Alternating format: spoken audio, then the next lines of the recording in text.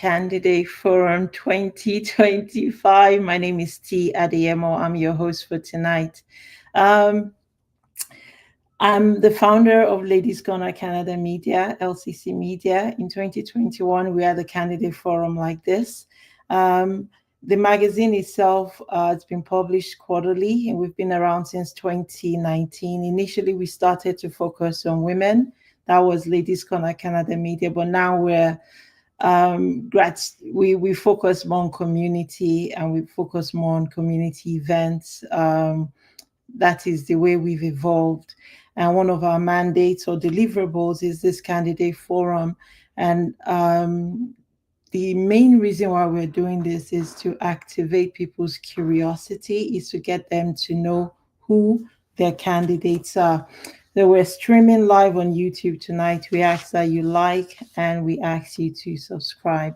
So enough of me talking. Let's meet our candidates.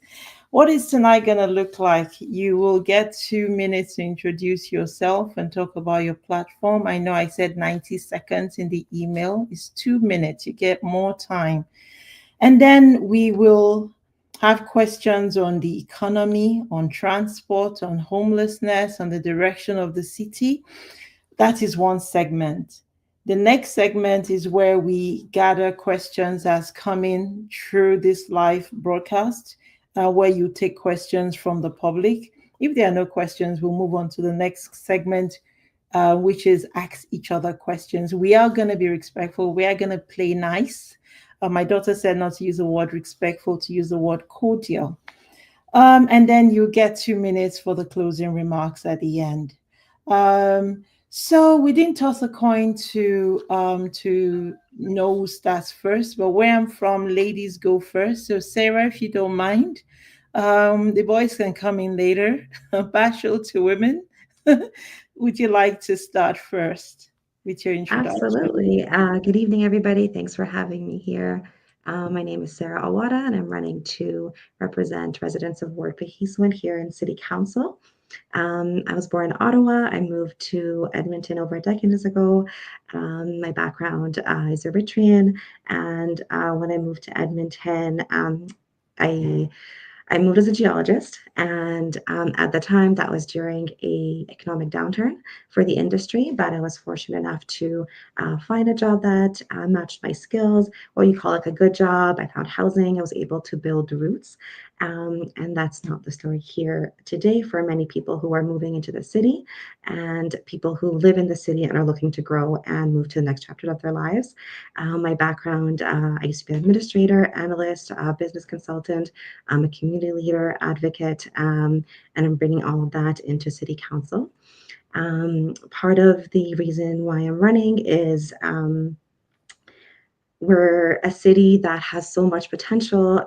We are a great city. We're a collective of many people, and we're growing at a scale that is impressive, but we don't have the structure and the system to maintain that growth. And I'm here to help us along. My platform really has three main points. It's economy, infrastructure, and community safety. And I look forward to discussing that with you here today. Thank you. Thank you very much, Sarah. Rupesh. Thanks, T. Good evening, everyone. And thanks, Ladies Corner and T, for hosting this event and creating this space. I truly am honored to be in this forum and to be with all these other fellow candidates. Appreciate that. I'm running for Edmonton City Council because I truly believe it's Edmonton's time to lead. I got into this race because we're at a pivotal moment for not just our country, but for our city. We see rising costs, global insecurity. We see all these changes here in Alberta. We see people who are feeling like there are so many changes happening in our city, but they're not being respectfully brought along. When I see these kind of changes and uncertainty, I lean in. I think that this is an opportunity for Edmonton to really lead the way. I want us to have a growing economy that attracts global investments, that supports our small businesses and entrepreneurs. I want safer streets. I want a transit system that people can trust again. I want to make sure that we are addressing the real threats of climate change. I think that's so important. I want to make sure that life is affordable for Edmontonians while we're supporting growth, but also making sure we, stick to a proper budget and that we are fiscally responsible. And at the end of the day, I also want our youth to stay in this city with a sense of pride and purpose. I'm a dad to two young girls, and getting into this race is so important for me because I think about the future of our youth. I've been working at the city of Edmonton, and before that, I worked at the government of Alberta as a public policy professional, working on really complex files. So I know how government works, and I know how to make it work better for residents and for you. You'll find me if I'm honored to be your counselor. You'll find me to be someone who's practical, thoughtful, compassionate. That's the kind of leader I am. I lead with a sense of fiscal responsibility and so a socially progressive mindset, because I truly believe that you can both balance your budget and also make sure that there's a city that works for everybody. As for my platform, I really believe that it's important as leaders that we really take the time to listen. So that platform is still developing, and I plan to release that in mid-September. And you can go to www.voterupesh.ca and you'll be able to sign up and get notification when my platform is released. But I'm excited to talk about a number of ideas tonight. So thanks for including me today. You're welcome. Mike.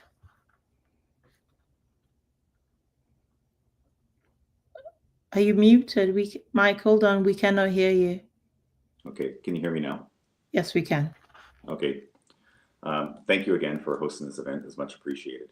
For myself, I was born and raised in Outport, Newfoundland. I obtained my undergrad degree in political science. And after that, I was a volunteer firefighter for 6 years of my career. Then made the leap and joined the Air Force, and I was an officer in the Air Force for 5 years, which led me to the base up here in Edmonton in the garrison. Then I became a member of the law enforcement community in 2005. So I'm currently in my 21st year in law enforcement. And during my time there, I've been fortunate to be the head of the Edmonton Police Association, the head of the Alberta Federation of Police Associations, and a director in the Canadian Police Association. And the reason I provided that aspect is that I've worked in various levels of governments, all the way from the federal, provincial to municipal, dealing with public safety issues and safety within our communities. And in turn with that, this also gives me an opportunity to really volunteer within the community, assisting areas such as the YWCA for domestic violence, Special Olympics, Polar Plunge, and also contributing to within our own community here with their local articles in Riverbed Ragtimes and Toluca Tribune. So that's a little bit about my background. What I'm trying to address here in this city is that I want to bring some, I'll say, the fiduciary responsibilities back to City Council. We need to bring governance back on the City Council, because I find that governance has truly been missing. Decorum has been missing in City Council. So the platform that I want to address is, of course, the rising taxes.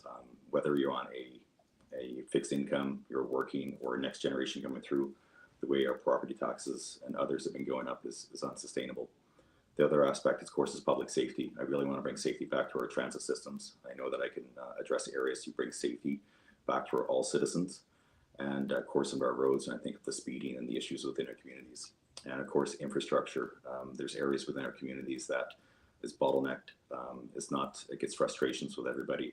So we really want to look at the core functions of the City Council and what we can bring back to our citizens. So I thank you for your time. Thank you, Mike. That is nice to know. Jackie, over to you. Right on. Thank you very much for hosting this forum. It's exciting to be in a virtual room with the other candidates, and after seeing your names on people's doorsteps for the last few weeks, it's great for us all to be together. So as an introduction to myself, I'm Jackie Liu. I'm running as the City Council candidate in Ward Piheswin.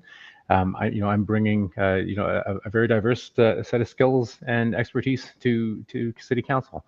And as a bit of background on me, I've spent my entire 20+ year career essentially in social service. So I'm a pharmacist professionally, and I've worked in every avenue of healthcare. So from from retail pharmacies, running a small business, to hospitals, to long-term care, to primary care. And in recent years, I've been operating nonprofits. So my professional experience is essentially senior leadership in operating community health centers and housing programs, providing very tangible solutions to some of society's most complex problems, getting people directly off the streets, providing them with supports, working with all populations, youth, seniors, and all diverse populations, trying to solve and find tangible solutions to homelessness and to poverty. So that's my professional background, and in those positions, I've been working in public policy forever. Always been beholden to public policy. Worked with all levels of government, and but at this point in my career, I'm thinking that the expertise that I have would be really beneficial in a public policy role. So from to bring that expertise to a governance role.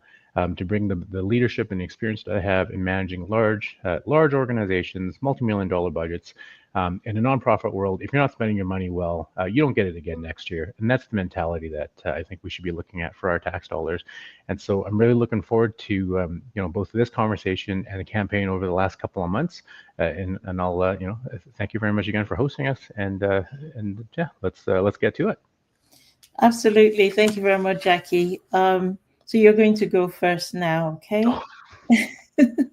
So we're all going to take a minute each with this. Why do you think you're the best candidate for this job? Yeah.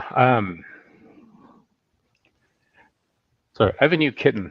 She's about 2 months old, and she's going to be on my shoulder, I think, intermittently. So pardon me for that. Why I'm the best candidate for the job is that I have a unique set of skills that I think is quite rare in elected office, and that's at the municipal level, but also in at provincial and government levels as well.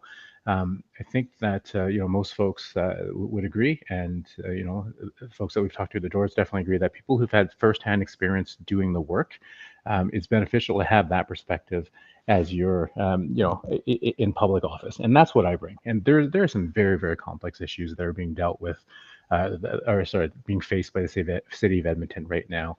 And, when we're going through the campaign, when everyone's writing their platforms, I don't think they're that dissimilar. I think we'll hear that today, and T, I'm sure you'll hear that as you're going around the city in different wards.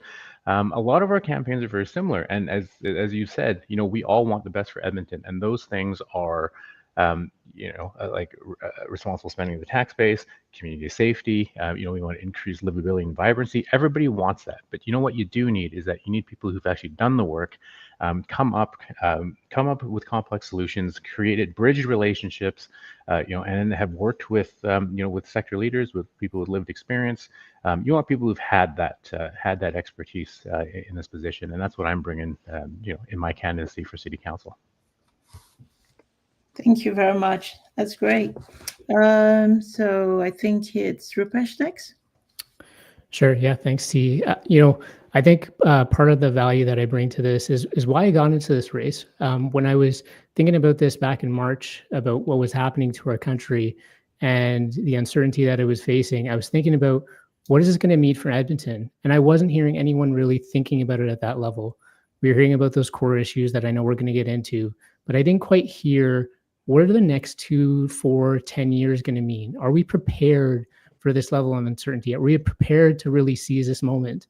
And honestly, I care about winning. I care about winning for our future. I want Edmonton to lead. I think we have an incredible potential. And that's how I've always conducted my business, is with that winning attitude and mindset. So that right off the bat is what I bring to this. And I know we're going to talk about some of those specific issues, but I think just having that overall, knowing that your counselor is always wanting to focus on leadership, thinking about, okay, if we're going to provide this service, what's the best way we can lead and lead the country in that way? That's the attitude and winning mindset that I would bring. The second thing would be that government experience. Having worked on really complex policy files, from healthcare to the energy sector to transportation to climate change to traffic safety to I'm the principal climate strategist for the city now. When those complex problems come my way, I lean in. I'm not afraid to. I've always made it hard for myself, and I've always tried to take on these hard problems. The third reason would be my leadership. I truly believe leadership is service, and I want to lift people up. And so that's what I want to do for Edmontonians, for my residents. I'm not here to cut people down. I really want to find a way to raise people up. I've done that with my teams. I've done that with colleagues and friends of mine. And that's the way I view things. And the fourth thing would be the future. I really care about the future and the youth and how our youth live in our city going forward. Okay, let's keep to 1 minute, okay? But thank you. Appreciate all of that. Mike. Hi, thank you. I really appreciate, again, this opportunity. So the aspects that I bring in is that I've been, like I said, been a 21-year member of the Edmonton Police.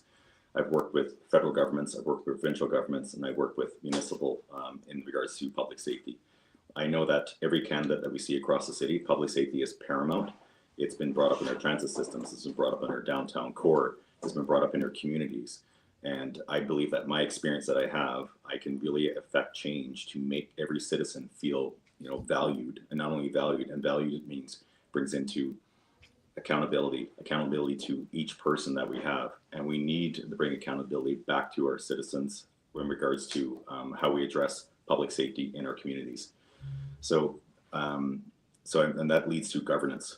I've been heavily involved in governance, and I believe governance is, like I said, indicated that's been missing in City Council in regards to how we address our changes, how we address, pardon me one moment, how do we address with changes into, we reflect back to implementing policies that are in our city, implementing, taking care of the challenges that we have.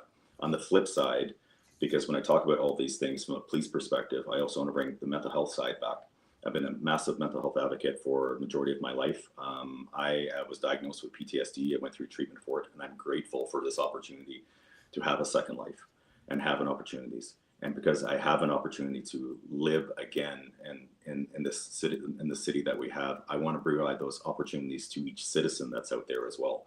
So I believe in the totality of the circumstances that I have the public safety aspect that I can bring here. And I know the mental health aspect on the other side that's affecting so many of our citizens right now and our vulnerable population. And down to the middle, I wanted to talk about governance, dealing with collective agreements, dealing with unions. I have those relationships that we can build that takes care of our business side and also takes care of the public safety side and also addresses our issues that we're going to have on our streets of taking care of the vulnerable population.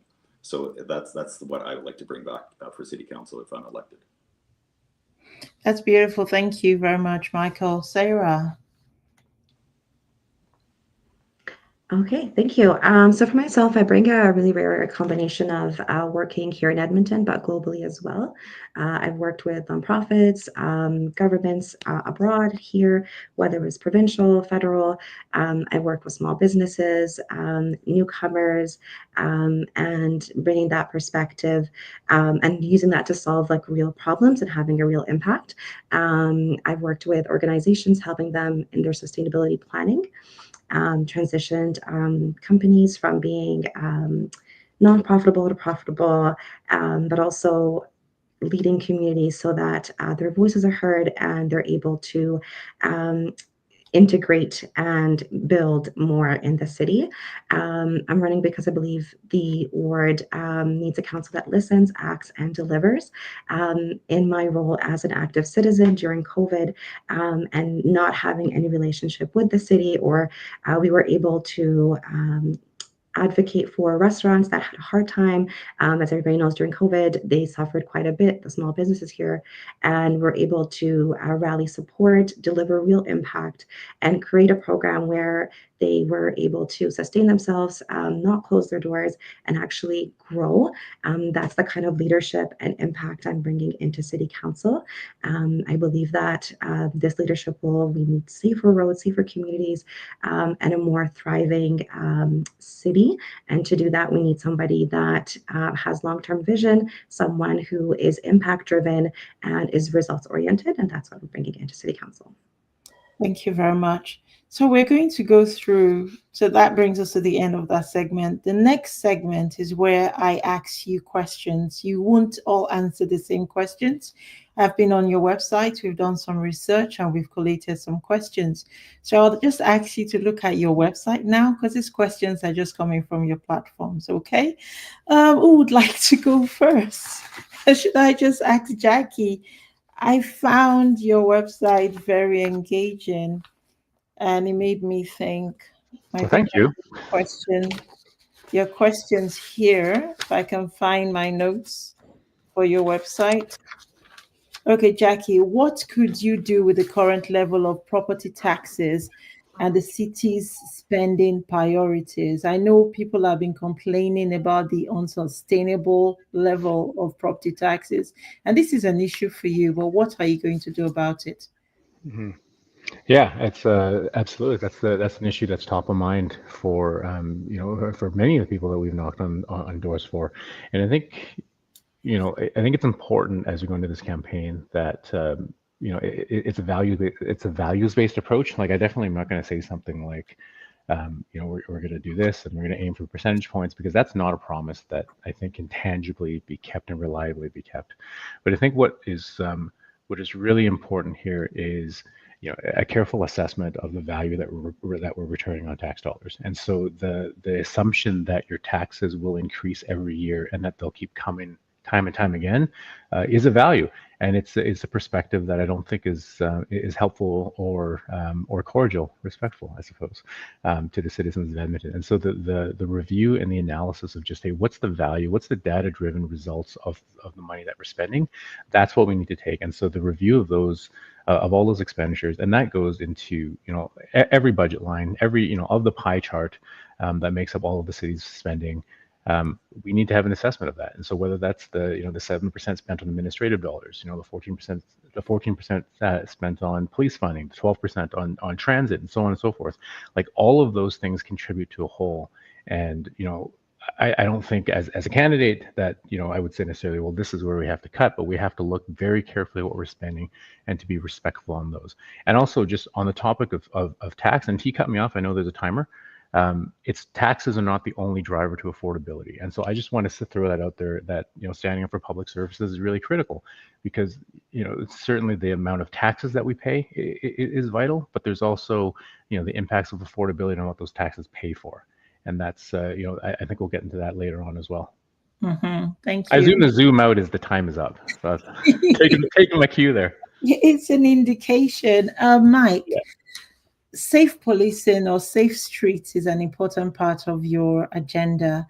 And I'm just wondering, with your background in law enforcement, how do you balance being a counselor with managing detention in parts of the community who maybe feel unsafe when police officers get into the streets?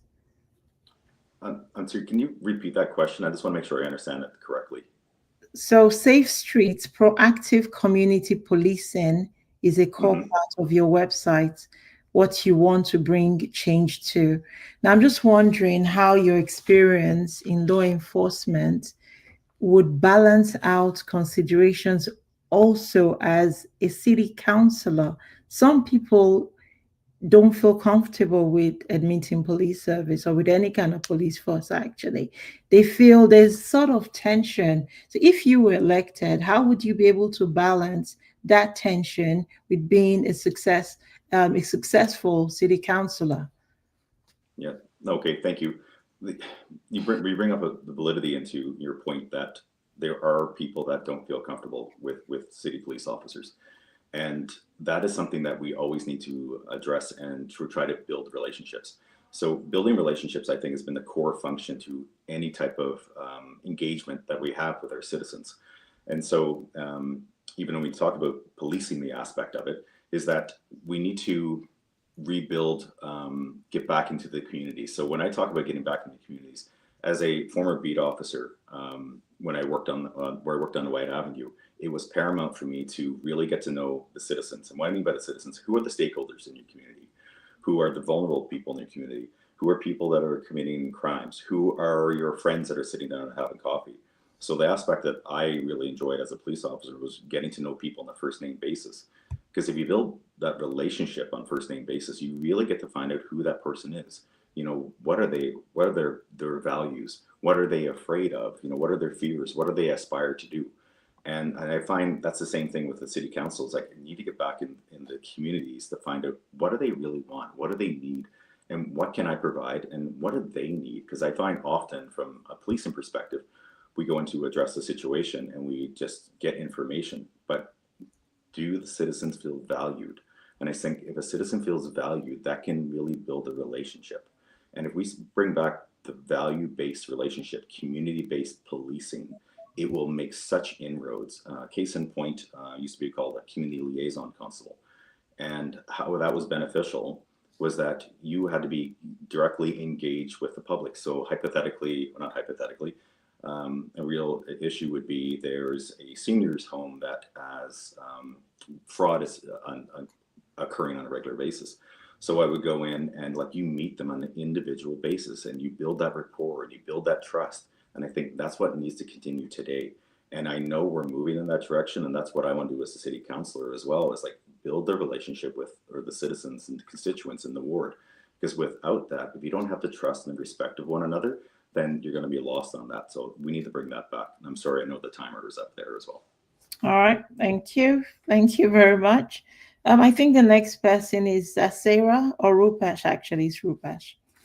So be humble, stay curious, see the journey. How do you intend to engage the youth? In your introduction, Rupesh, you talked about you have 2 girls, being the role model. Now, a lot of our youths in this city are disaffected. They don't feel a part of the mainstream. And I know we say it, but really the present council has not done a lot in engaging the youth. Should you get this job, Rupesh, how are you going to get the teenagers, the 18 to 29 or 18 to 25, the 13 to 17 involved in city politics and civic affairs? Yeah, it's a great question. And I appreciate the question because I've made it a point as part of my campaign right from the start to engage a lot of our youth. I had a little bit of a forum with some university students, meeting just in my neighborhood, some of the young people, talking to them about what are their hopes for their city? Like, what are they, do they feel like they walk around with a sense of pride? Do they want to be here? And largely, like, I think there's some people who are like, yeah, sure. But they feel like the contract is broken. They feel like they were promised something if they went to school, that by going to school that they're going to get a job, that they're going to be able to, make their dreams come true. And they're finding that more and more difficult. Students today, like, I don't know if you've heard latest stats, it's so hard for them to find a summer job. They're applying 200 applications at a time. It's really a hard time right now, and everything's getting more competitive. So when I think about what I would do as a counselor, I think like that regular engagement with university students, continuing that, finding opportunities at the city to increase our co-op student hiring. I've hired a number of co-op and summer students, and I love them. They're so passionate. They're engaged. They want to contribute. And I think we need more of that. I think we can do that, and we have control of that at the city to fund those sort of things. I think we could fund programs to create networking events between young people and, other businesses to connect people, because we know connections matter, relationships matter. So I think there's some tangible things that we can do, and we need to engage youth in a very practical way and show them there are solutions and they have something that they can actually believe in. And that's what I hope to do. I agree with you. We do need to have, pathways for our youth. So thank you very much for that. Sarah, the ward you're running in is diverse with Indigenous, newcomer, and long-term residents. How will you bring communities together?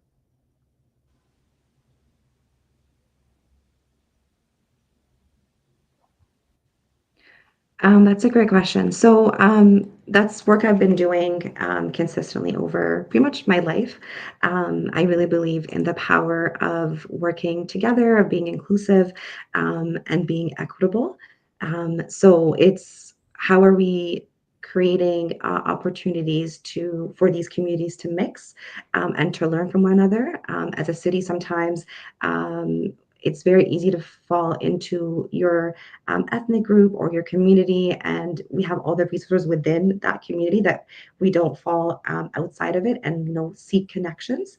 But as a city councillor, part of my objectives is to bring people together in a way that adds to their strengths as opposed to and complement each other in our growth. So the city already does a great job of doing that. We have, our Heritage Festival. We have a lot of different community events that bring and celebrate the different ethnicities and cultural groups. What I have heard at the door quite a bit is there used to be a lot of block parties and community gathering events that are now harder to do post COVID, whether it's because of permits, insurance, or lack of resources available for the residents to have these activities that really bring them together. So part of my policy or campaigning is that I'll reduce some of those red tapes, have programming, offer resources, and small community grants that really make a difference. As I work with nonprofits and community groups, we don't think much that $500 will make a great impact on a community's ability to come together and really have a lasting impact. So it's thinking about micro grants, thinking about reducing red tapes, utilizing technology to reduce barriers as well. Not everybody's able to attend. Oh, my cue's gone.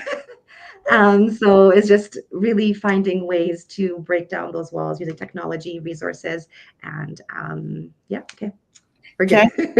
Thank you, Yeah. Jackie. When you go door knocking, thank you for that, Sarah. Jackie, when you go door knocking, what are the three main gripes you hear from your ward constituents? And can you tell me the first one you're going to deal with if you get elected as city councillor? Well, I think gripes is an interesting way because there's different levels, right? And when you're door knocking, I think there's a lot of local things that come up. So, for instance, if we're in Twin River Town, the gripes may very well be just about the speed of traffic outside. Or if we're in Keswick, it might be about the lack of reliable bus service, and having to rely on demand transit to get to work is not a great one. And so there's lots of those little things. And if it's okay, T, maybe I'll focus on a larger theme, which is which is community safety.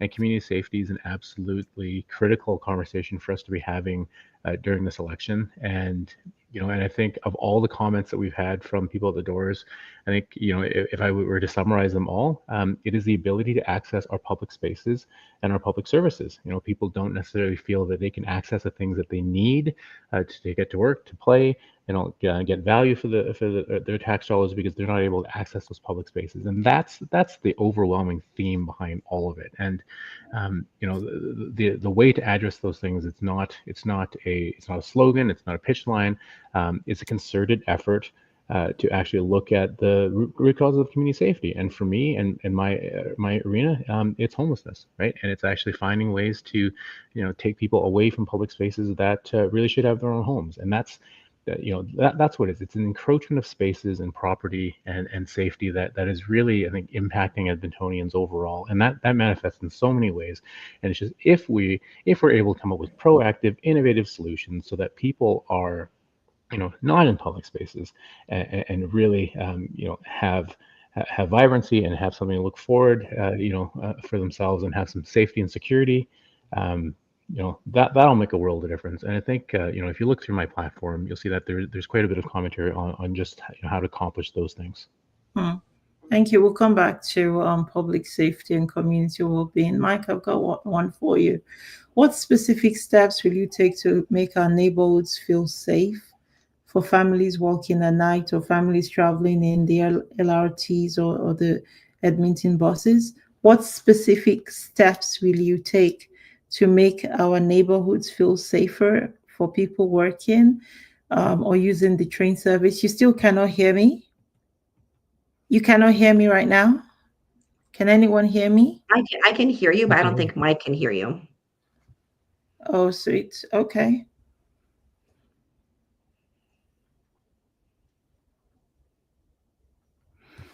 Okay, so I can, whilst we're waiting we've got to go Jackie there. Mm-hmm. We've got to go Rupesh. Sarah, where are your where are your supporters? So we're getting a lot of love from Rupesh and Jackie. They're there. Okay, so we're asking you to send your questions. If you're out here, we have a segment where your candidates will take your questions. So please begin to send your questions in. Mike, can you hear us? Should we come back to you?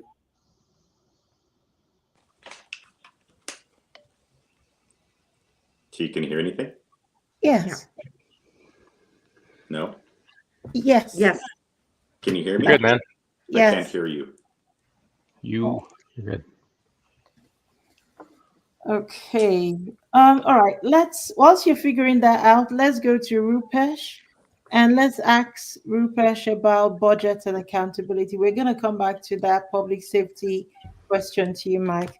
So, in terms of budget and accountability, Rupesh, what specific city budget areas would you cut, and where Oh, would you invest more? I just want to make sure Mike's okay there. Okay. You okay? can you hear everyone? Yeah, we can hear Yeah. you. Okay, it's back. Sorry, I don't know what happened. Okay. So, we'll come back to you. Sorry, Rupesh. We're back to Mike. It must be. Are you going to go to Mike or to me? I'm going to go to Mike. Give him an opportunity. Okay. So what specific steps, this is for you, Mike, what specific steps will you take to make our neighborhoods feel safer for families walking at night? Okay, so you might want to add if you're taking the trains, LRT, or you're taking the buses, what specific steps would you take to make us feel safer when we use public transport, as safety is a concern? Now so am I unmuted. Okay, can you hear me now? Please tell me it's working. Yes, yes. Okay, so the aspects I want to take on, like we talk about public safety, because it's paramount to everyone. When I think about our transit systems, we hear this time and time again. We see the statistics. We understand that perception becomes a reality, and the reality is right now our transit systems, but far and large, by the majority of the population, feel it's not safe. So we need to bring the safety levels back. So how do we accomplish that? So one of the things, to give you some background, is that we used to have dedicated beat members that used to walk on the LRT constantly. That was their full-time job. They end up being removed. Now we brought in what's called EPS is brought in, it's called a track. So it's dealing with the LRT and the transits. What I would like to implement is you get more visibility back down on the tracks, because when you have constant presence and constant visibility, that does two things. Perceptions then is like, oh, there's safe people, there's people around here, whether that's a peace officer or a police officer.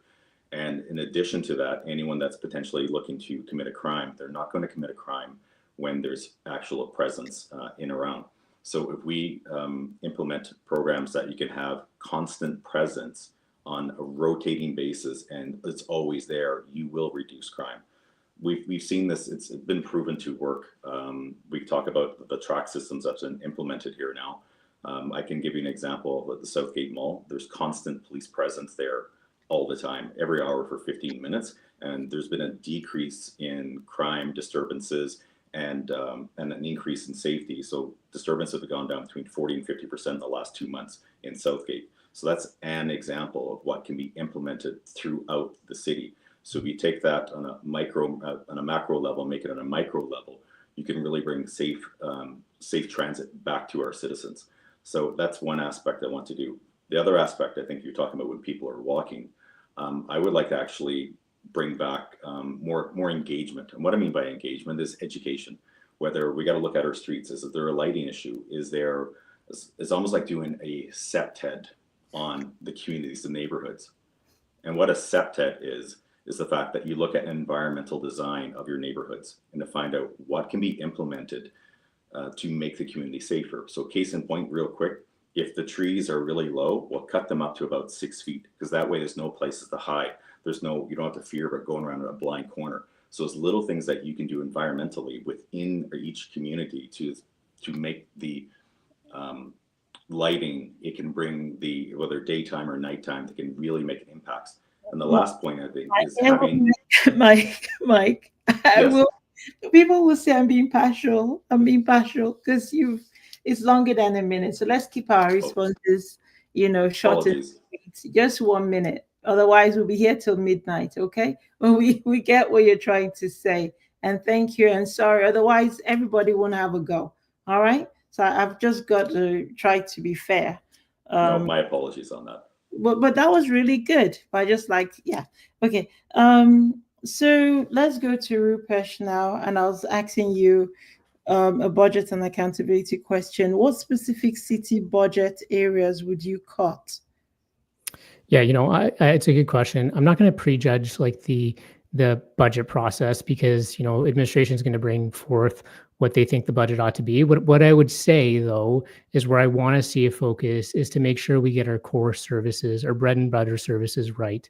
So I want to make sure we prioritize funding towards that first. That's what I'm hearing at door knocking. Like I think people are like, we're open to other things, but I want to make sure that we get our core services funded at the right level. And we haven't been doing that quite as a city. We're starting to, but I feel like it's a little bit too late. And I think that, as our city is growing, we need to match our core services to that growth. And so to me, that would be a priority. And then after that, we'll see what happens. And I think we're going to have to make some hard choices because I think the tolerance for increasing our budget, which is the way city council controls our taxation, I think that tolerance is very low right now to increase things, and I can appreciate that being a dad to young family and feeling the pressures of that myself. So I would say that's where I would prioritize things, is really on focusing on those core services, getting them right, and I think everything kind of comes thereafter. So yeah, that's how it ends up. Thank you so much. Thanks for that, Sarah.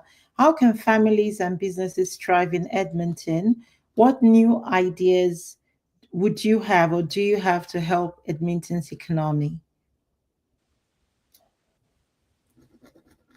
Yeah, so in terms of supporting small businesses, really leaning into how are we utilizing technology to speed up certain processes. As a city, what I've heard while door knocking, whether it's in our ward or just as during my work as a business owner and consultant, it's permitting times are very long. I've had businesses open for months and consistently delayed because there's issues with permits, and it's not because they didn't have what they needed. It's because it's a long queue, and there's just a lot of hurdles that are unnecessary. I very much believe that we do need proper administration, but it's how can we optimize it and make it more efficient, and how can we now utilize technology and available services to make this process as easy, so that we're getting businesses open, we're supporting them, and making sure that they're growing the way they need to grow. In terms of supporting families and in general as citizens, in terms of like their economic prosperity, it's how are we retaining industry here, and how are we attracting new and innovative industries. Edmonton has a very vibrant tech industry and tech space. However, we're not a space that's very welcoming of new businesses that are tech enabled. They end up in Calgary. So what are they doing that we're not doing? So it's very much, let's change that. Let's make Edmonton a very, again, we're all just like wanting to say all the things, and it's just 60 seconds is not very much. But just to sum it up, very much taking technology in a way that puts us at the forefront so that, yeah. All right. Thank you so much, Sarah. My apologies. But we'll get there in the end, I promise. Maybe when you're closing, you can sum it up as a big part of your portfolio. Jackie, this is for you. I wanted to re-ask you this because I know safety generally is important for you. So do you feel that the city of Edmonton is effectively addressing concerns around safety? If you don't feel they have been doing that, what would you do differently, Jackie? That is a very complicated question, and I think, I think that there can't be a sort of a pass fail. Like what is the point where you're safe enough? And that one will always be challenging. And I think it's meant to be that way, in that we should always strive to be better, right? We want to have the ability to to enjoy public spaces and feel safe in our homes and when we're traveling around the city. So you can always do better. So I want to say that outright. In terms of is the city doing what it can? I think the city is trying to adapt to some very challenging times and challenging solutions.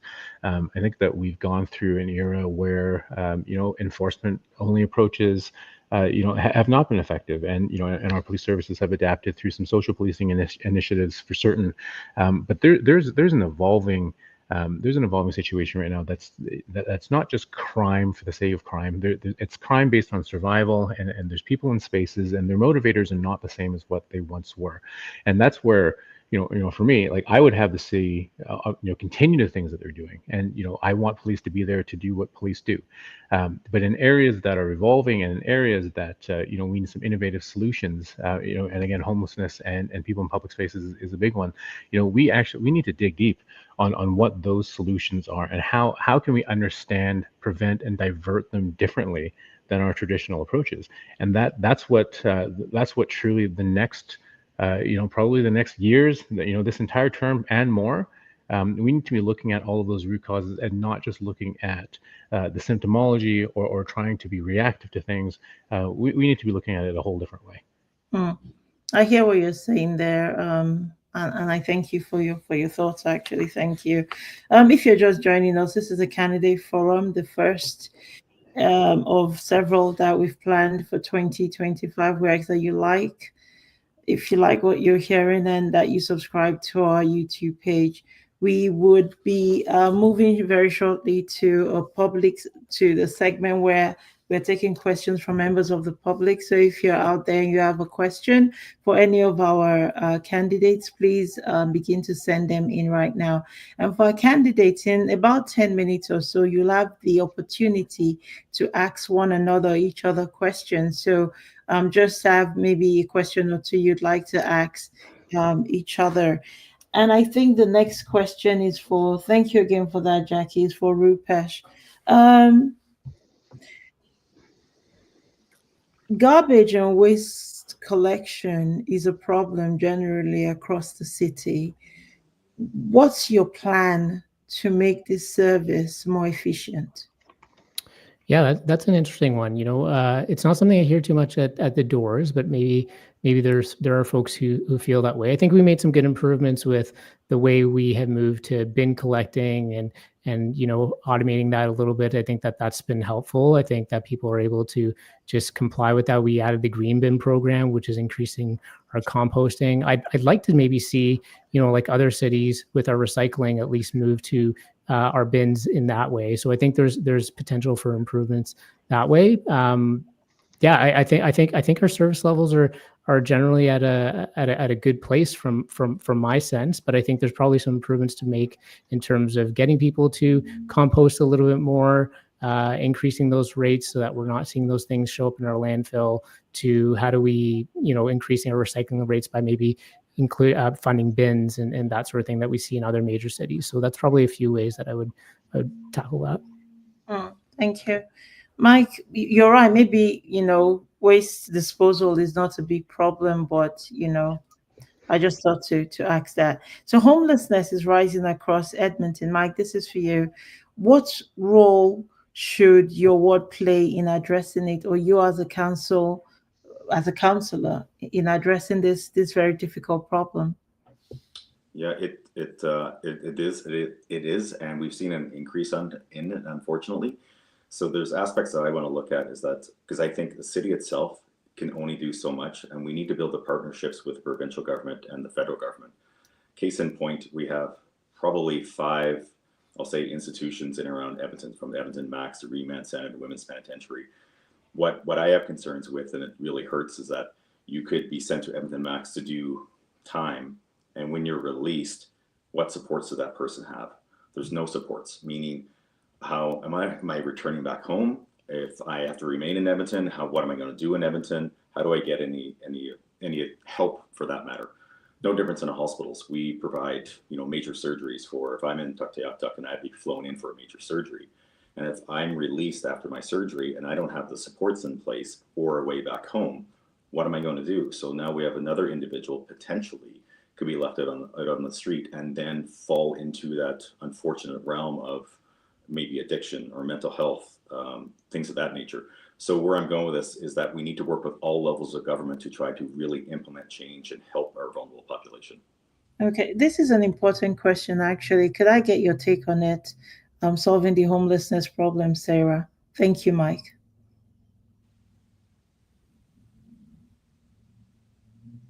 I'm just going to echo what everyone said.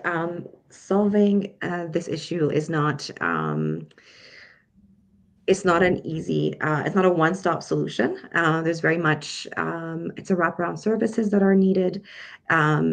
And it requires all levels of government, right? Like in terms of shelters, in terms that's like a provincial, but as a city, we need to work with the provincial government to make sure that we do advocate for our needs and our level as municipal level. But in terms of having affordable housing, that's something that we can advocate for, something that we can push forward as a city. And we need to meet people where they are at. There's houselessness, but then there's also the reasons of these people being houseless. So whether it's having access to jobs, mental health services, how are we communicating access, or how are we showing access? How are we making that a reality? So we have a lot of organizations in the city that are underserved and underfunded, and it ends up being on the community members to push that forward. So with my platform, I really believe that as a city, we need more equitable housing. We've pushed a few projects in the last few months, and I'm really looking forward to being able to do more of that. Thank you. Jackie, do you have any new ideas to move the city forward in terms of solving our homelessness or houselessness problems here in the city? Yeah, there are so many possible solutions to homelessness, and I think one thing that's lost in a lot of conversations, not necessarily this debate. I'm enjoying this, and I appreciate all your perspectives. But there's a polarization of different approaches to ending homelessness, and I think what we actually really need as a society is to actually dig in on the things that are working.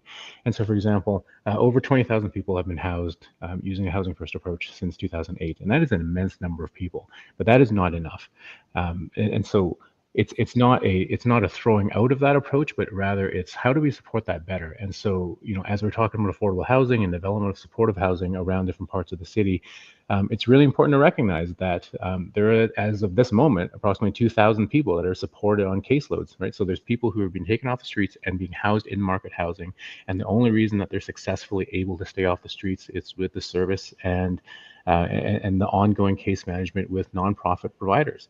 And when we're talking about safety, it's not just the safety of streets and of individuals experiencing homelessness, but also of those people. And so we need to double down on creating tools for those nonprofit providers. We need to create new tools for for people working with vulnerable persons. We just need more things, and the assessment of those things and the data-driven way that we can look at what programs are working and increase investment on those things, not always looking for new things, but actually supporting the things that are working. That is an approach that we should be looking at. Thank you. So Rupesh, how would you solve the homelessness problem? What is your stance on affordable housing projects in Piheswin? Yeah, thanks for asking me that question. First, let me just say, I think that, a lot of the ideas I'm hearing so far, I think, are great. One thing I would add to this is that we are seeing this sort of downloading of provincial responsibility. And I would say that, like in Ontario, for instance, the province is like, what, city, hey, you guys take care of it, and we'll give you the funding. And maybe we need to get to that place. Maybe we need to have that conversation now, because it's kind of this weird situation that we're in where the problems are getting downloaded, but the funding's not matching, and there's not this clear relationship. So I think that's something that I would want to explore, is to see how we could formally have that relationship where the city is now taking care of this problem and has the funding to be able to do so. So I would say that'd be one thing. On the affordable housing piece, I think, when you work with developers, one of the things that you're hearing is that they're constantly getting hit with a number of costs. So how could we work with developers to understand what are those real cost factors?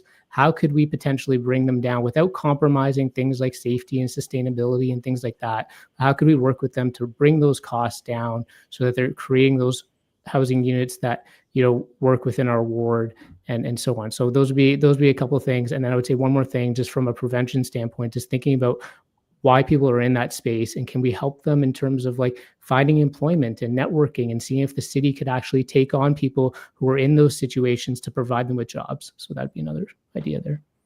Thank you very much. This is LCC Media, and you're watching 2025 Candidate Forum. And these lovely people, brave enough to put their names forward to be councillor in Ward Piheswin. We're going to start the next segment now. I want to just say thank you guys again for your time and for, I respect what you've done, Sarah, Rupesh, Mike, Jackie, putting yourselves forward. It can be easy. You guys are brave. You're my new heroes. So thank you. And as we're getting to hear more of what you have for us, we'll take the first question. I'm wondering who would like to go first. I wouldn't mind going first on this one, if that's okay. Yeah, it's fine, Rupesh. Yeah, this to me is really important. It's important for a number of reasons. It's important from a safety aspect. If you have frequency of service, they say frequency is freedom, and I truly believe that. And I think we need to get to a place for my vision for this would be to get to a level where we're providing busing at like a 10-minute interval. That's an ambitious thing because that doesn't always happen. Piheswin actually has some of the lowest ridership in the city. And that might be because people are not really wanting to take transit, or it could be because of frequency. And so I would absolutely want to prioritize bus frequency. It helps with things like bringing down emissions too, if you have people switching to this type of mode. So that's something that I would really want to champion. But I want to also understand why people are not taking transit. I don't know if we've done that deep enough study for our ward, especially since it's the lowest ridership. I think it's worth putting city resources to understand why that problem is, but frequency is super important from a safety perspective, from a GHG mitigation standpoint. There are a lot of benefits there, so it's absolutely a priority as part of my platform. Did anyone else want to answer this, or we should let that go? Yeah, I'll go next. So when I was talking about incorporating technology into the city and to improve our day-to-day lives, this is one of the aspects it would really impact citizens. Ridership of the ERT. So the data shows that ridership is low, but a big part of it is commuting within our ward takes very long. It's very inaccessible. Moving from an area that would, you 10 minutes within the area, the ward honestly takes about an hour to 15 minutes. So how are we improving the routes? But also, if we're incorporating technology to actually access, how are we connecting the data and improving connections between the different buses that will increase ridership, that will give people their time back. And that's something that I really want to advocate for when I'm in city council. Thank you so much. Let's see. Mike, did you want to have a go, or should we move on to the next question? Can I give about 30-second, 45-second on that? You got it. So the thing about transit too is I think it's a couple pronged approach, right? We talk about safety, and it's not just a safety for the ridership, but I've had discussions with transit workers, transit operators, and they don't feel safe either. So I think that's one aspect that we need to get their input as well, because they're the people that operate that on a daily basis. The second aspect too, we got to research about what's the best mechanism to provide transportation, because I think all of us know here, the city went out and purchased buses, which turned out to be from the electric side, and that's really caused an issue because of issues in regards to the functionality and how they're working. And I look at the other aspect about maybe rapid transit, because and you're right, because down in this ward, we don't have enough. Talk about frequency, and I think rapid transit, because I think one of the problems I'm hearing too is that somebody has to get on the bus and it's going to take 4 to 6 stops in order to get to the destination, which could take up to 2 hours. And that's not feasible and nor reasonable. So I just want to bring up those 3 aspects we need to address. Thank you. Okay, fantastic. I'm just wondering, Jackie, did you want to say something on the last question, or you want us to jump into this next question? You know what?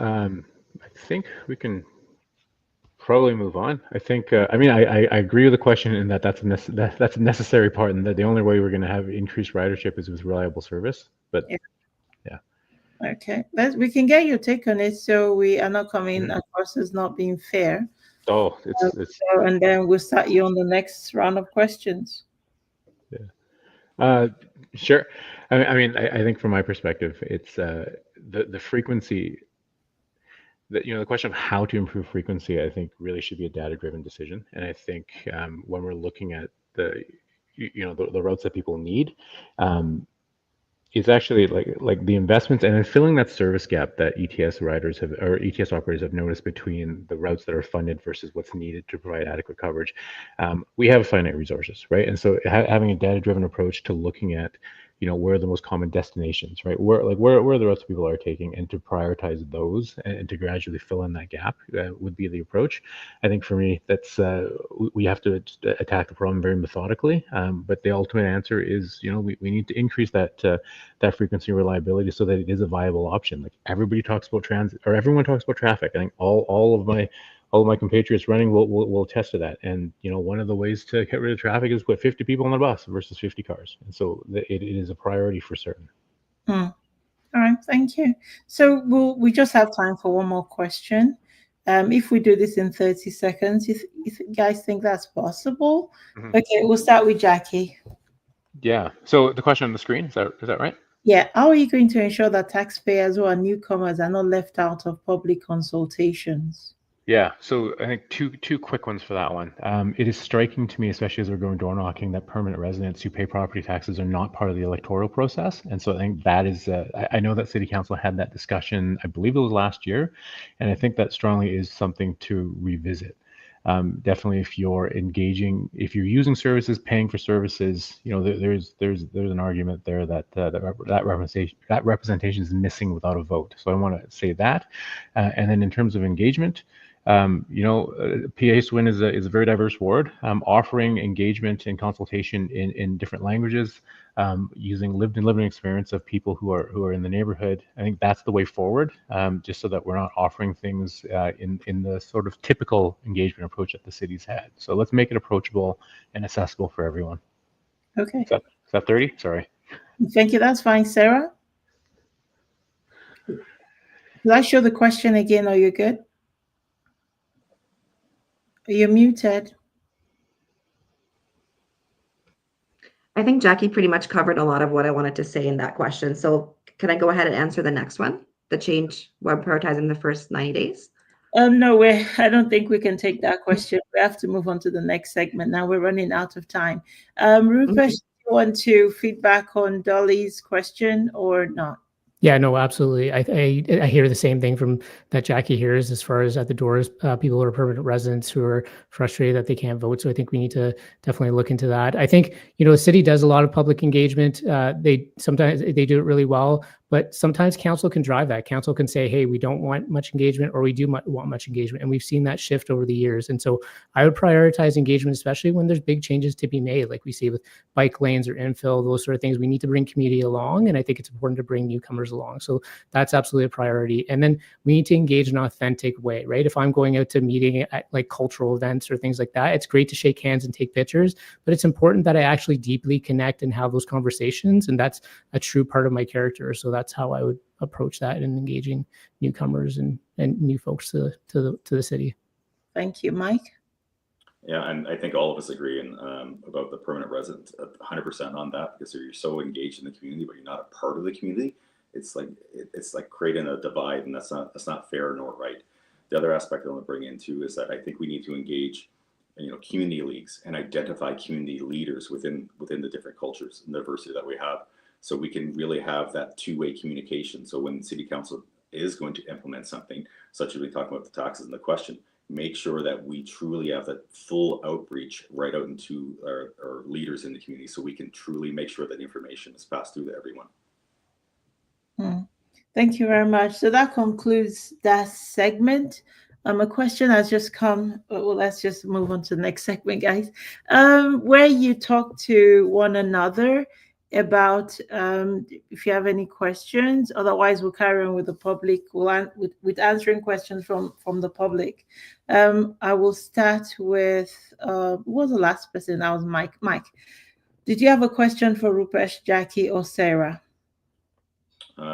Actually, no, I don't have a question for either, because at the end of the day, we are all trying to achieve the same thing. We want to make our community safer. We want to make our communities better. We want to make it more vibrant. And we want to make Edmonton a place to be proud of. And we are proud of that, but there's steps that we all can take to do that. And I think that's what we're all trying to do here today. Okay, fair enough. Jackie, do you feel that your platform is too similar to Rupesh's and Sarah's? And how can people differentiate what you're trying to do from what Sarah or Rupesh is trying to do? Sorry, is the question, are we too similar? Are you yeah, I'm trying to get you guys to ask each other Yeah. questions, but Mike said no questions. So now Oh. I'm asking, are your platforms too similar? Well, We you know might that. support one candidate to Yeah. become councillor. Yeah. I mean, I often get mistaken for Sarah at the doors, so like we are quite similar in that way. But I think if we're going to ask questions, I mean, I guess Mike, maybe I'll direct this at you. I mean, you're the party candidate in the room, and I think that's definitely an elephant in the room as we're knocking doors. And I think the question to you, I think we've seen. Certainly in the infill conversations in the last little while, at the end of June, that it was a contentious issue for all, and I think we've all heard lots at the door. And maybe my question for you, Mike, is like how does each ward candidate differentiate themselves in the party? Because definitely within the Better Edmonton team, we've seen the former head of IDEA, speaking in a different way from the party line. You've got a property developer on your team. Like if everyone on the party is going to have their own opinion, how does the party, I suppose, make it easier for voters? Yeah. So the thing about a party, I consider it more of as a team. In regards to, we created a team together because we get to learn about one another. We get to learn about our differences in differences. And just as you point out, people bring up things that they may disagree with and not disagree with. And that's the whole point of having a team together, because it's like having a community. You may agree or disagree, but we can learn that if something happens, okay, we disagree on this point, but the next thing that pops up on the agenda, well, we have to work together on that. So we build these relationships within the team. And if, a number of us from the team do get in, we have that relationships, and I know we can have those open and honest discussions. So that's the whole premise behind that, because I don't want people to think of it, when you think of a political party, you think there's a party whip involved and everybody's got to go in line. It's the furthest from the truth in that, because I wouldn't join a party if there's a party whip, because I have to represent the constituents and I need to step forward what they want. So I guess to summarize in that, it's just getting to really know one another, so that if we're elected, a certain number of us are elected together, we know we can truly work together. For no difference with the candidates here before me. If we were running in different wards, I know that we have to work together. So that's the whole premise. And I hope that helps answer your question here, Jackie. Yeah, it's an interesting concept because it doesn't seem that dissimilar from how council functions now, right? And certainly, if you were 13 best friends, like a fellowship of sorts, then that's an approach. But it's interesting, and certainly, Mike, not holding you to task over the provincial government's sort of mandating the parties in and the election rules. But it is an interesting perspective. So thanks for stepping in there. Oh, thank you. Thank you. Any more questions? So I got questions on my own. Maybe can I just follow up on that? Actually, interesting. One of the questions, Mike, I think I get at the doors is how would I be different from Tim Cartmell as a counselor, and how would I be the same? And so, just curious about from your perspective, because you work with Tim, like how would you be different, and how would you be the same? Different from Tim and the same with Tim? Yeah. I think comparison is like the theft of joy. So I think comparing somebody is not the appropriate way to go about. What I bring is that I'll bring it from my perspective from the policing side, is that when I was when I was running the police union, that I wanted to ensure communication and transparency were key. That's no difference in dealing with constituents. I need to have communication and transparency, because if you don't have that, you can lose faith, you can lose trust. So I'm bringing that to the constituents here. So that's what I think I can bring when I get elected to city council, regardless of what people think I am like or not like Tim. I hope that helps. Okay, I think we're good. I've got one for Sarah. How will you balance citywide priorities with the needs of your ward? That's a great question. So our ward is one of the fastest growing in the city. So our priorities are quite diverse. However, it really represents a lot of pockets what Edmonton is facing. We're unique and not at the same time. So as a community that's growing in different ways, the ways I would prioritize it is working with the other counselors to make sure that we're looking at a city as a whole in terms of projects that we're bringing up, in terms of the needs of just not just my community, but the city. We do need different better transit. We need more access, and that's not something that we can work at as silos. I truly believe that for Edmonton and the ward to prosper, we need more cohesive planning. We need to work together, not in silos. So yes, I'm prioritizing the words of the needs of our ward, but then those needs drive for better Edmonton and as a whole. All right, fair enough. Thank you. Rupesh, what is your stance on bike lane? Sorry, okay. What is my stance on bike lanes in general? Yeah. Yeah, obviously it's a contentious topic for sure. Coming from having worked in traffic safety, I know obviously protected bike lanes are important for the safety of cyclists, and I think there are places in the city where they're needed and they have added value. I think what I didn't quite like in terms of the last council's approach was just the accelerated implementation without engagement. So they approved the bike plan in 2020.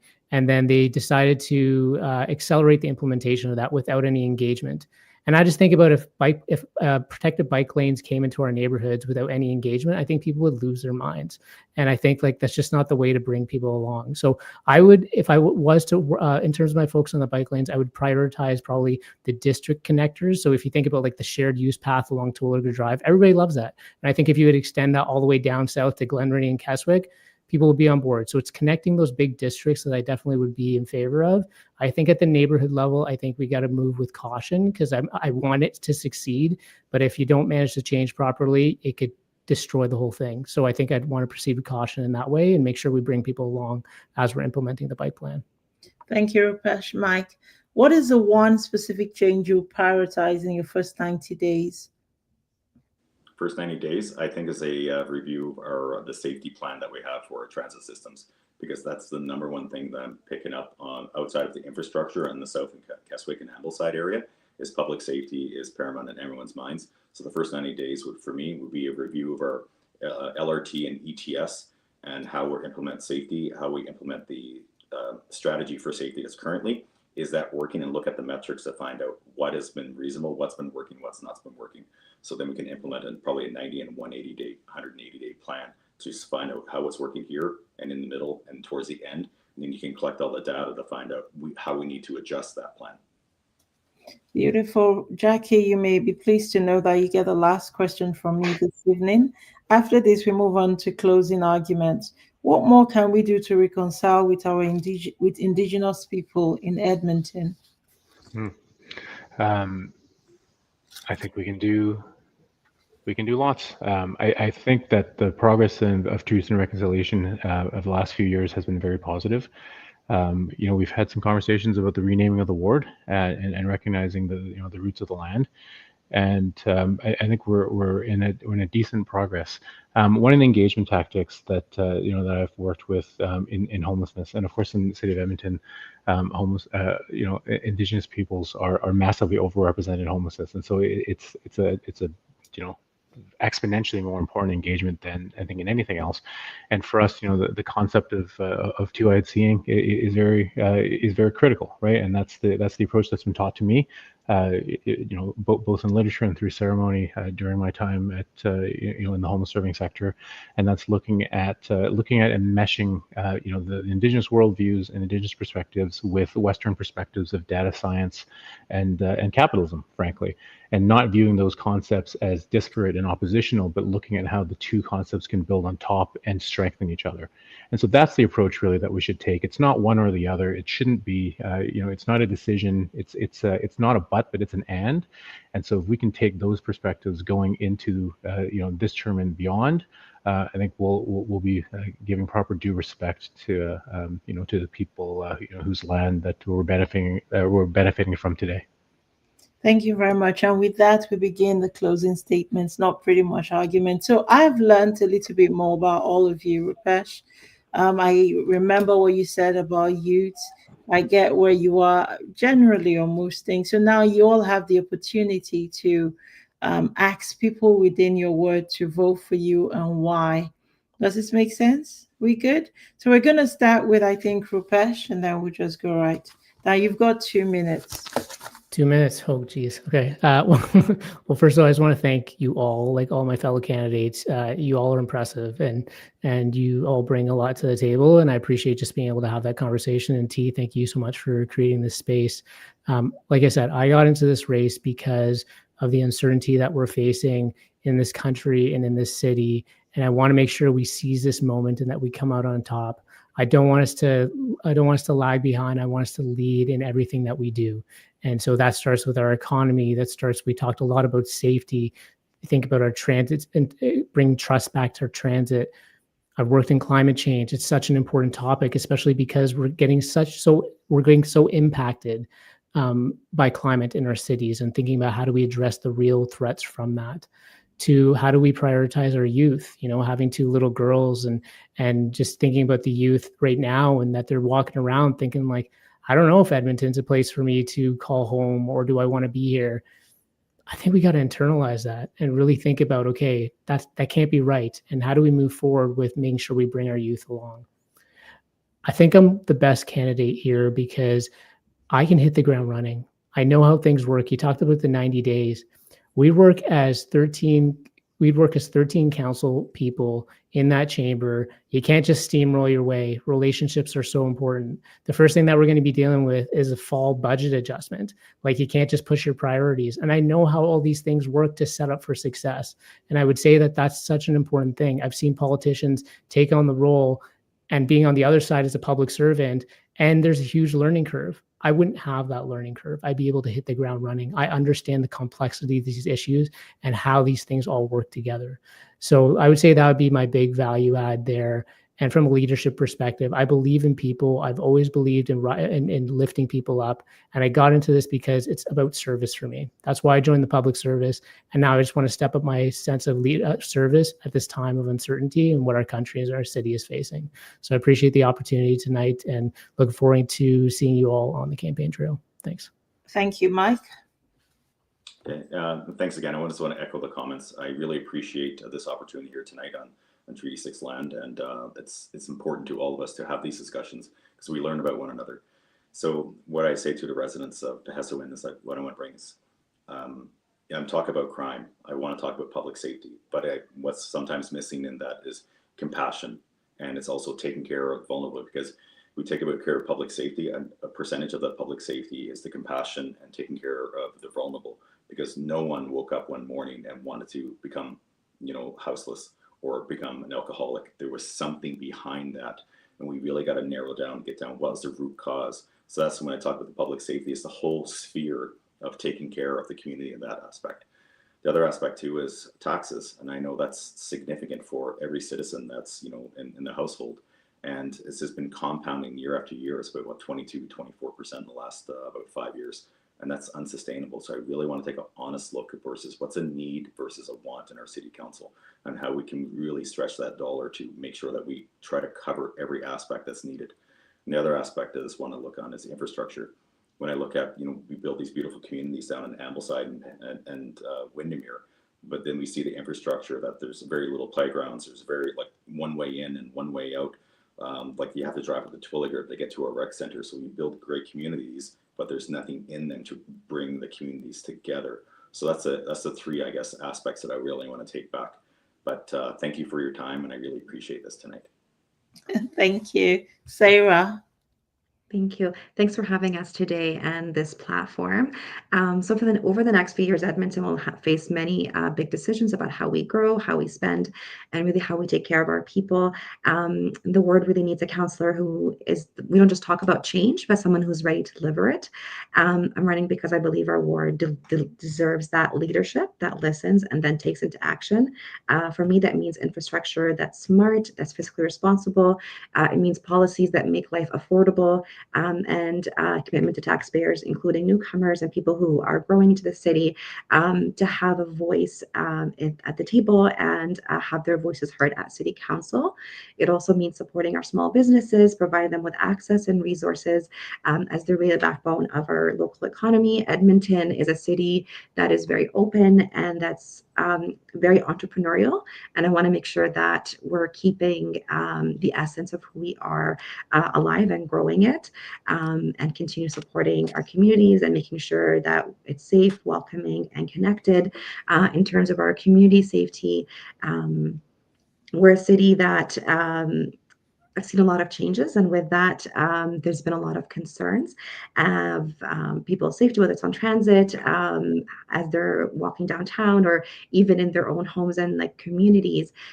So I want to make sure that everyone feels safe, and that's addressing the root causes and not just addressing service levels.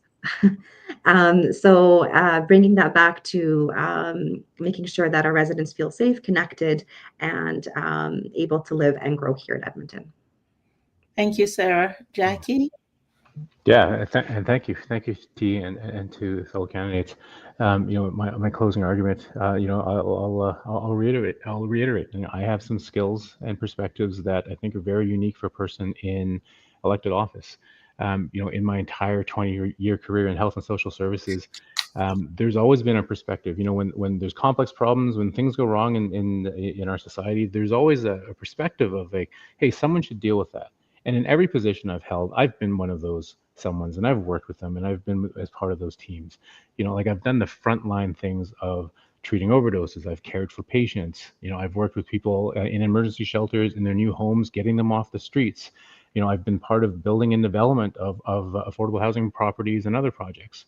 I've led multi-million-dollar budgets, and been accountable to all those dollars. And so I've done those things, and it's a perspective of just having someone that has those skills and is going to learn them, and really, can apply all that knowledge. I'll say too that I'm running because I think the city needs change and improvement. I've been. I think this point of the city moving, quickly and maybe without the attention to detail that all of us would like. And there's examples where I've received city funding, to run a project and been surprised at the lack of reporting and accountability that I've had to report back on. And those are projects, such as overdose teams that are massively critical. However, we can do them better. And if we had those things, we can bridge relationships with our provincial partners so much easier. And lastly, I want to speak about my family. I have 3 young daughters. Their future, the affordability of what they can afford in housing, their access to public services, and what will their experience be like as they enter, a high school and university age. I need to think of them. We need to think of them, frankly, because this city isn't a city for just right now. It's a city for the future, and and I'm here for that. And I'm hoping that the Ward Piheswin will support me. Thank you very much, Jackie. Thank you, Rupesh, Mike, Sarah. We've come to the end of the candidate forum for tonight. We were joking with Mike just before you all came that this lot were my guinea pigs, okay? But I'm sure the experience has not been as disastrous as you might have anticipated. For me, it's been informative. I've learned a whole lot about your platforms, what you want to do, and I'm grateful that you took the time out to let us learn more about your plans for Edmonton. I want to say, I think you're all brave, just making the time. I salute your bravery and I thank you. And I hope genuinely that the best candidate wins. And I hope the constituents of Piheswin, they go check out your websites, they go check out your brochures and everything you guys have out. And then they choose. And at the end of the day, we have a great counselor for your ward. My name is T. Adeyemo, and my website is this. I'm going to ask you all to stop by sometime soon, and we're going to be posting this unfiltered on the website, as we'll be putting the bios and the asking for your headshots. All of that will go on the website. I will try not to run any commentary. I'll just, put this on the website as is. At 7:30, we have another candidate forum, CP Winiwak. We ask that you stay with us as members of public. We ask that you support people coming at 7:30 as well. So that is my roundup. Syntax said, great forum. Yes, Syntax, thank you so much. And thank you, everybody. It's dinner time, it's family time. We can let you all go to spend time with your family. Thank you again. And Thanks for having us. Mm-hmm. Thanks so much, T. Thanks, everyone. Thanks, friends. Goodbye, everyone. Bye-bye. Yeah.